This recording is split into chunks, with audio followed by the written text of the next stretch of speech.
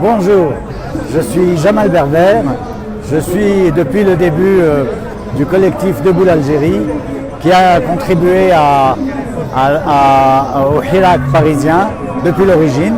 On est aussi membre de Libérons l'Algérie qui est un collectif de collectifs qui s'occupe de toutes ces affaires d'organisation que vous voyez derrière moi, tous ces gens qui se réunissent, la sécurité, la logistique et tout. On travaille à ça tous les dimanches depuis le début. Maintenant, dans le collectif Debout l'Algérie, on a pour mission la création d'une activité politique en Algérie, car c'est la base de la démocratie, que les gens puissent choisir, qu'ils puissent savoir quels sont les choix, qu'ils puissent comprendre ces choix et qu'ils puissent les faire en connaissance de cause. Pour nous, ça passe par des conférences, ça passe par des communications, ça passe par des communiqués pour attirer l'attention, pour habituer les gens au dialogue. Et on prend beaucoup d'insultes, bien sûr, parce que des fois on nous traite de Hizb français parce qu'on est en France, d'autres fois on nous reproche de parler français, mais nous on parle toutes les langues.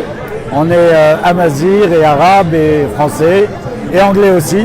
On tient des sites en anglais, on communique avec le Canada, on communique avec énormément de gens. Et donc le but pour nous, c'est de pousser l'existence des partis et au sein de tous ces partis, bien entendu de défendre la démocratie, mais aussi de les pousser à défendre le droit des femmes, parce que c'est un sujet qui peut être gagné aujourd'hui. On a raté une occasion historique à l'occasion de l'indépendance, où les femmes se sont motivées, beaucoup d'entre elles ont souffert, sont mortes. En tout cas, toutes ont supporté leurs hommes et leurs maris et leurs fils dans la guerre. Et malheureusement, à l'indépendance, on ne peut pas dire qu'on est traité également, les militantes hommes et les militants femmes. On a l'occasion aujourd'hui, le Hirak est vraiment quelque chose d'universel dans l'Algérie. Tout le monde est dans la rue, hommes, femmes, enfants et vieux, donc tout le monde a droit. Et l'une des retombées du Hirak pour nous, ça sera une égalité du droit des femmes dans toutes les circonstances.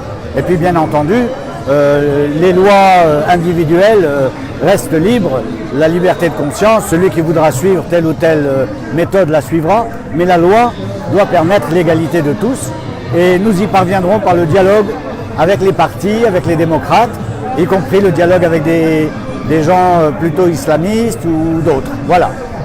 Oui. Donc personne n'est laissé sur le bas-côté de la route. Non, il n'y a pas de raison de laisser qui que ce soit sur le bas-côté de la route.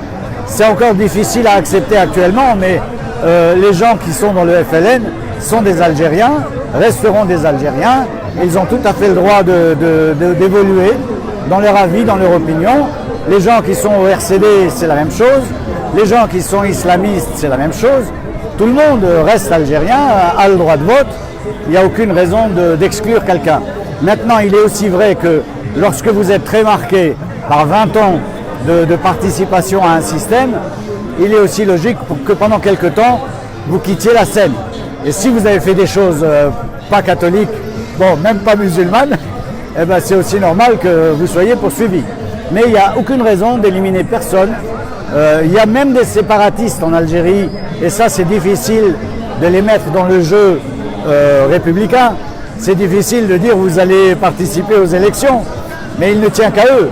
S'ils ne veulent pas participer aux élections, c'est un peu leur problème.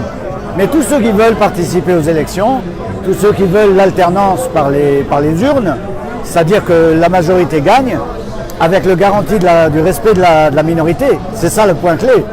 Même si vous êtes un séparatiste, eh ben on ne va pas vous écouter trop, mais vous êtes une minorité, donc on va vous respecter. Voilà l'idée.